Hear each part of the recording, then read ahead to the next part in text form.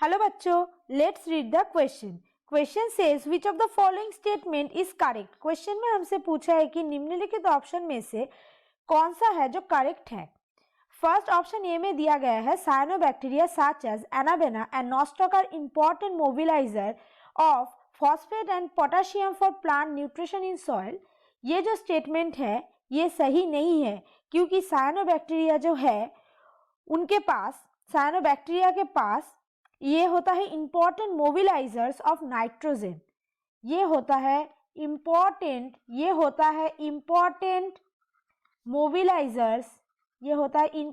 मोबिलाइजर्स of nitrogen.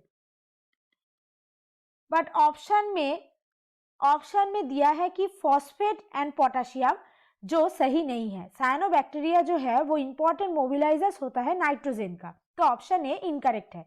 अब आते हैं ऑप्शन बी में। ऑप्शन बी में है at present it is not possible to grow maize without chemical fertilizers. ये भी सही नहीं है, क्योंकि मेज जो है विदाउट केमिकल फर्टिलाइजर ये ग्रो कर सकता है, और इसे हम बोलते हैं organic farming. Organic farming means through organic farming हम मेज जो है विदाउट केमिकल फर्टिलाइजर ये ग्रो, जो ऑप्शन में बोला गया है कि विदाउट केमिकल फर्टिलाइजर मेज का ग्रो होना पॉसिबल नहीं है, ये सही नहीं है, क्योंकि थ्रू ऑर्गेनिक फार्मिंग ये पॉसिबल होता है। अब हम बात करेंगे ऑप्शन सी के बारे में। ऑप्शन सी में है run off from agriculture areas rich in chemical fertiliser में lead to eutrophication of nearby water bodies. ये जो स्टेटमेंट है ये बिल्कुल सही है, क्योंकि एक्सेसिव यूज जब होता है केमिकल फर्टिलाइजर का, वो रन ऑफ होके एक्सेस जो वाटर है वो इंक्रीज करता है एल्गल ग्रोथ। ये इंक्रीज करता है एल्गल ग्रोथ को, वाटर बॉडीज में ये एल्गल ग्रोथ को इंक्रीज करता है, और ये होता है क्योंकि न्यूट्रिएंट एनरिचमेंट होता है, क्योंकि न्यूट्रिएंट एनरिचमेंट होता है, इसलिए ये पॉसिबल होता है। तो इसको कहा जाता है यूट्रोफिकेशन, तो इसलिए ऑप्शन सी जो है ये बिल्कुल सही है। अब आते हैं हम ऑप्शन डी के बारे में। ऑप्शन डी जो है both Azotobacter and Rhizobium fix atmospheric nitrogen in root nodules of plants.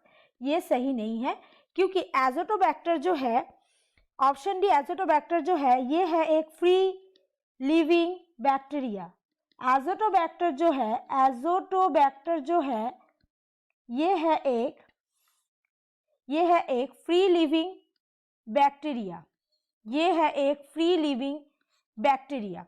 तो इधर जो ऑप्शन डी में दिया गया है ये है fix atmospheric nitrogen in root nodules of plants, ये सही नहीं है। राइजोबियम जो है ये होता है एटमॉस्फेरिक नाइट्रोजन को फिक्स करता है इन रूट नोड्यूल्स में, बट एजोटोबैक्टर जो है ये एक फ्री लिविंग बैक्टीरिया है, तो इसलिए ऑप्शन डी जो है ये भी सही नहीं है। ऑप्शन डी जो है ये भी सही नहीं है, क्योंकि एजोटोबैक्टर जो है ये होता है फ्री लिविंग बैक्टीरिया, तो ऑप्शन डी जो है वो भी इनकरेक्ट है। तो इस क्वेश्चन का जो राइट ऑप्शन होगा वो हो जाएगा ऑप्शन सी। ये जो स्टेटमेंट है ये बिल्कुल सही है। Option C is the right option. Hope you understood it well. Best of luck.